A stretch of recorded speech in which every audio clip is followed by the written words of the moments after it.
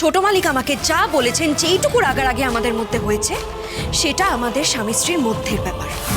আমাদের মধ্যে রাগারাগি হতেই পারে, এখানে বাইরের লোক এসে কেন বারবার ঢুকে পড়ছে এটাই আমি বুঝতে পারছি না। লজ্জা শরম এতটাই কম কেন আপনার? স্বামী স্ত্রীর ব্যাপার, স্বামী স্ত্রীর ব্যাপার। তুমি নিজেকে বেশি চালাক মনে করো না? বেশি চালাক ভাবো নিজেকে। তোমার কি মনে হয় ড্রোন শেষ পর্যন্ত কেন সাইনটা করলো না সেটা আমি জানি না? তাই আপনি এতটা জানেন? তাহলে নিশ্চয়ই এটাও জানেন যে ছোট মালিক আমার উপর রাগ করুক, বকাঝকা করুক, যাই করুক না কেন, ছোট মালিক আমাকেই ভালোবাসেন। না, ও তোমাকে ভালোবাসে না। ড্রোন তোমাকে ভালোবাসে না, তোমাকে ভালোবাসতে পারে না। তাহলে সইটা কেন করলেন না? কারণ তুমি ড্রোনকে বশ করেছো। ড্রোনকে বশ করেছো বশীকরণ মন্ত্র দিয়ে।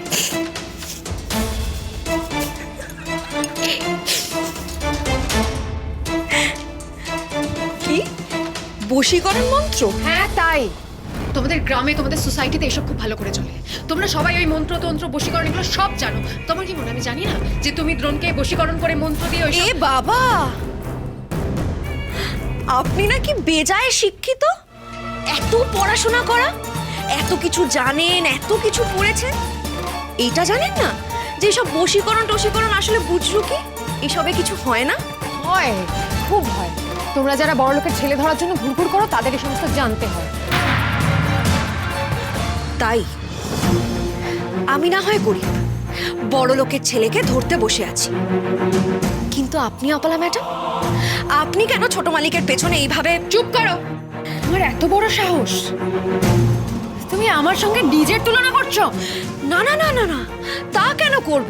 আপনার সাথে কি আমার তুলনা হয় ম্যাডাম? আমি তো শুনলাম যে ছোট মালিক আপনাকে বিয়ের ভয়ে সই না করে বেরিয়ে গেছে। জেনে ভাগ্যিস, ভাগ্যিস আপনি এতটাই খারাপ, এতটাই বিষাক্ত, আপনার জন্যে আমার বিয়েটা বেঁচে গেল। আমার তো আপনাকে ধন্যবাদ দেওয়া উচিত। অনেক বড় বড় কথা শোনালে তো তুমি, অনেক কথা শোনালে। তাহলে এবার আমার কতগুলো কথা মন দিয়ে শুনে রাখো। আমি তোমাকে প্রমিস করছি, তোমার এই বিয়ে টিকবে না। তোমার এই বিয়ে আমি টিকতে দেব না। তোমার সামনে দ্রোণ আমার হাত ধরে নতুন জীবন শুরু করবে। And I challenge you.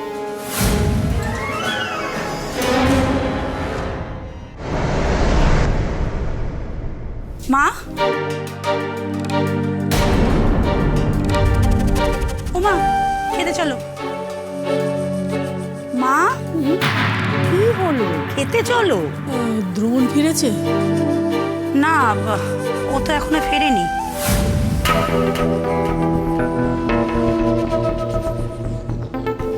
সে কি রাগের মাথায় কোথায় গেল ছেলেটা? কোথায় আর যাবে, ঠিক ফিরে আসবে।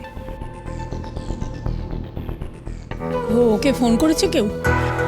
হ্যাঁ, অন্তরা বললো ফোন করেছে, কিন্তু ফোনটা ধরেনি। আমি ফোন করলে ঠিক ধরবে। আমার ফোনটা দে তো, ওই যে ওইখানে রাখা আছে। এখনো পুরোপুরি সুস্থ হয়নি ছেলেটা, তার মধ্যেই আবার। ধরো। হ্যাঁ দে।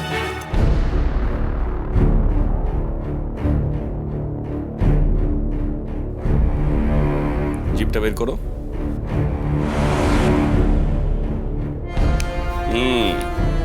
ঠান্ডা লাগিয়েছো?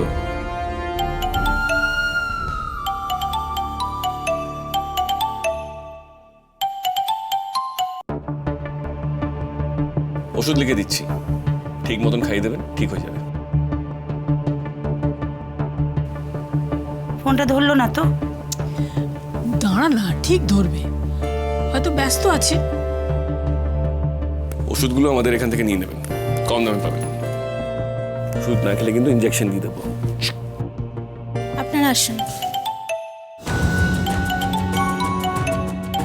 স্যার একটা কথা বলবো স্যার? স্যার আপনি এই অবস্থায় ক্লিনিকে চলে এলেন? এখন কিন্তু আপনার এইভাবে ঘোরাঘুরি করা ঠিক হচ্ছে না স্যার। এক্সকিউজ মি, কি হয়েছে? আরে দাদু ভাই তুমি কোথায়? বাড়ি শুদ্ধ সবাই তোমার জন্য চিন্তা করছে। আমি ক্লিনিকে আছি, আমার জন্য কাউকে চিন্তা করতে হবে না। ক্লিনিকে? এই অবস্থায় তুমি তুমি ক্লিনিকে গেছো? আমি প্লিজ আমাকে আমারটা বুঝতে দাও। আচ্ছা কখন ফিরবে তাই বলো। আজকে রাত্রে আর ফিরবো না, কোয়ার্টারে থাকবো। সে কি আজ ফিরবে না? না, ফিরবো না। আর কবে ফিরবো আমি জানি না। রাখছি।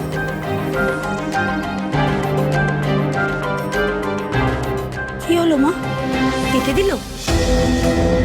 হ্যাঁ, বললো ও নাকি আর ফিরবে না। মানে তুমি ওকে আনতে লোক পাঠাবে না? না না না, ওসব করলে ওর রাগ আরো বেড়ে যাবে। আর রাগের বশে দ্রোণ খুব উল্টোপাল্টা কাজ করে। তার চেয়ে ওর রাগটা পড়ে যাক। ঠিক আছে, তুমি যা ভালো বোঝো। আমি জানি দাদু ভাই কেন এত রেগে গেছে। চিনির প্রতি ওর দুর্বলতা থেকে এই রাগটা আসছে। এখনো চিনির প্রতি ঘেন্নার চেয়ে দুর্বলতা বেশি ওর মনে। কিন্তু সেটা হলে তো চলবে না। ওর মনে চিনির প্রতি এমন ঘেন্না তৈরি করতে হবে যাতে দুর্বলতার আর জায়গা না থাকে। চিনির ওপর দাদু ভাইয়ের রাগের ষোলকলা পূর্ণ করতে হবে। আর যা করার সেটা আমাকেই করতে হবে।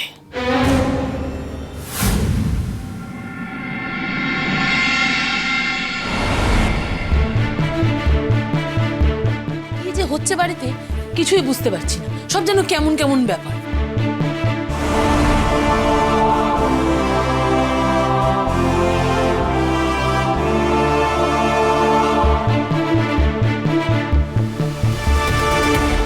বৌমা, বৌমা, একবার এদিকে এসো তো। আসছি মা। হ্যাঁ মা। আমার ওই ঘুমের ওষুধটা ফুরিয়ে গেছে। তোমার কাছে একটা নতুন পাতা আছে না? হ্যাঁ, সেটা আমাকে একটু দাও না। এক্ষুনি নিয়ে আসছি মা।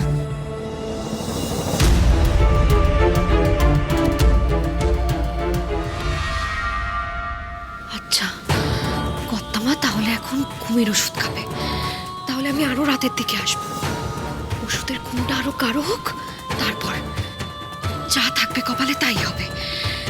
আজকে ডায়েরি আর খাতাটা আমাকে পেতেই হবে।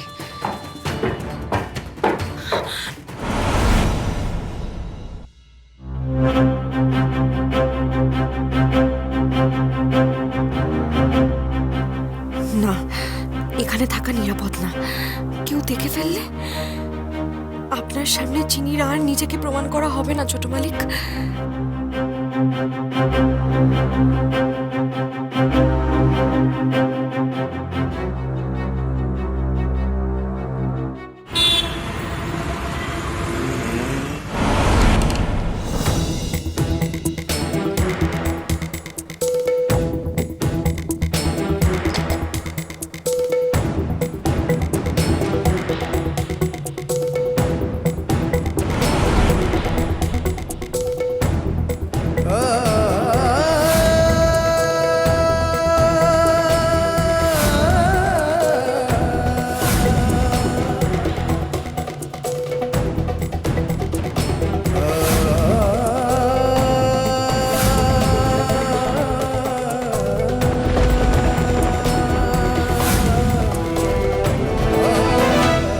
বারবার এত চিনির কথা ভাবছি।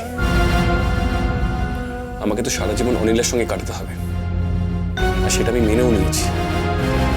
কিন্তু তাও পরশু নীলমাধবের সামনে ওদের 7 পাক ঘোরা হয়ে যায়। আচ্ছা, বড় মা যখন অনিলের সঙ্গে বিয়ের কথা বলল, আমি তো ভয় পেয়ে গেলাম কেন?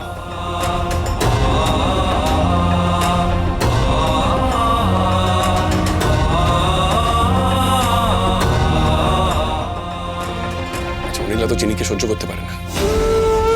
আমি বাড়ি থেকে বেরিয়ে আসার পর সব রাগটা চিনির ওপরে মেটাচ্ছে না তো?